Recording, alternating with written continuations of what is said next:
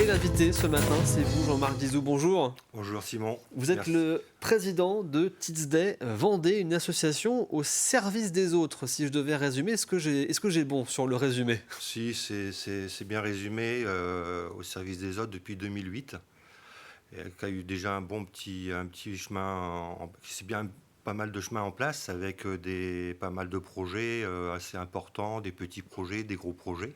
Ouais.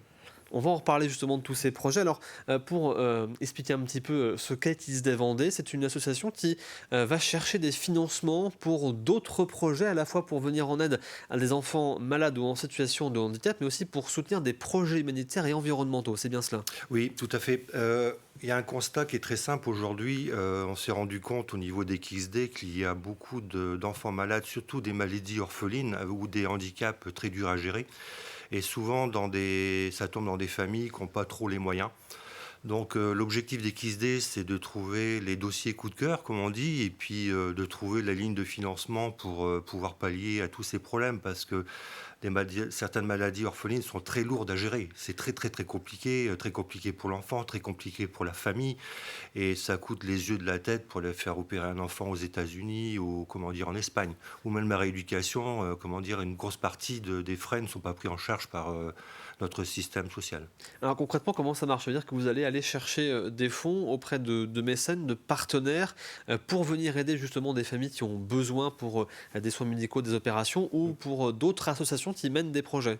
Souvent, c'est souvent des petites associations. Quand il y a un enfant qui du jour au lendemain attaque maladie orpheline ou à la naissance, la priorité, je dirais le déclic, c'est de créer déjà l'association locale avec l'école, le club sportif, souvent où il y a les enfants qui gravitent. Après, la particularité des KISD, c'est que c'est une association qui est gérée et qui est, comment dire, par beaucoup de jeunes patrons d'entreprise.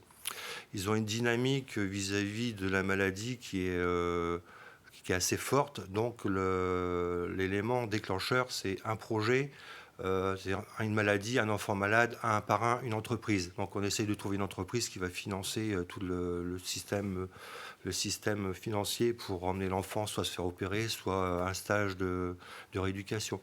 Mm. Et comment elle est venue justement l'idée de lancer une structure comme celle-ci? Parce que c'est quand même un cas assez unique d'avoir une association qui vient supporter d'autres associations, qui vient aider des familles de cette manière-là. Quel a été l'élément déclencheur où vous vous êtes dit il faut travailler sur ces projets, et surtout comment est-ce que vous avez réussi à fédérer justement ces différents chefs d'entreprise qui vous ont suivi? Fédérer, ça n'a pas été compliqué, ça s'est fait naturellement. Parce que quand on parle beaucoup de la problématique de l'enfant aujourd'hui, si ça touche pas le cœur, je fais pas de commentaires. Après, je dirais ça se fait comme ça, c'est naturel, quoi. Comment dire, maintenant on a quand même une notoriété, on communique énormément sur les réseaux sociaux, on a fait des grosses opérations, que ce soit Ilium, Leclerc au Sable d'Olonne, le Tour de Vendée. Donc on nous voit et automatiquement les gens maintenant viennent vers nous. Et après, le plus compliqué aujourd'hui, c'est de choisir comment dire, l'enfant aidé. Parce qu'on a tellement d'appels qu'on ne peut pas satisfaire tout le monde. Il nous faudrait un budget qu'on n'a pas aujourd'hui, qu'on n'a pas. Alors, et je suppose qu'il y a aussi un petit peu d'inquiétude peut-être de votre côté, parce qu'on sait que la situation économique se tend. Vous dépendez beaucoup justement de mécènes d'entreprises qui apportent des financements. Est-ce qu'il y a une inquiétude aujourd'hui pour vous sur les projets que vous souhaitez justement soutenir? Euh, c'est compliqué déjà, je dirais, depuis 6 mois. Le contexte économique, bon, de toute façon, on en parle tous les jours, hein, j'invente rien. Et c'est vrai qu'on a des entreprises qui nous suivaient depuis déjà un bon bout de temps, qui divisent par deux leur mécénat, carrément. Il y en a d'autres qui arrêtent cette année, qui mettent en stand-by pour 2024 et 2025.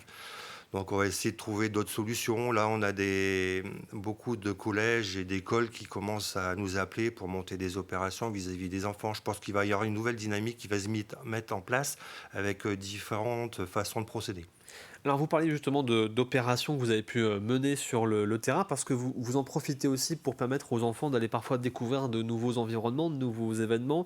Vous en avez emmené sur le Tour de Vendée lors de l'édition 2024, du coup l'an passé. Ouais. Et c'était aussi le cas sur des opérations, les balades en voiture par exemple, des randonnées. C'est aussi ça votre objectif, c'est leur permettre d'avoir des événements un peu extraordinaires dans leur quotidien. On a un mot qui est très fort au niveau de l'association avec tous les l'équipe, c'est faire sourire. Nous, quand on arrive à faire sourire un enfant, quand on arrive à faire sourire une famille, on a gagné. Après, c'est vrai qu'on a monté des opérations, surtout l'invitation du Tour de Vendée, qui est pour nous unique. On a vécu un moment vraiment formidable avec la course des petits qui a ouvert la course des professionnels. Tout comment dire, l'aménagement de jeu et de dynamique qu'il y a eu à 150 mètres de l'arrivée. 300 mètres d'aménagement de jeu et tout pour les enfants.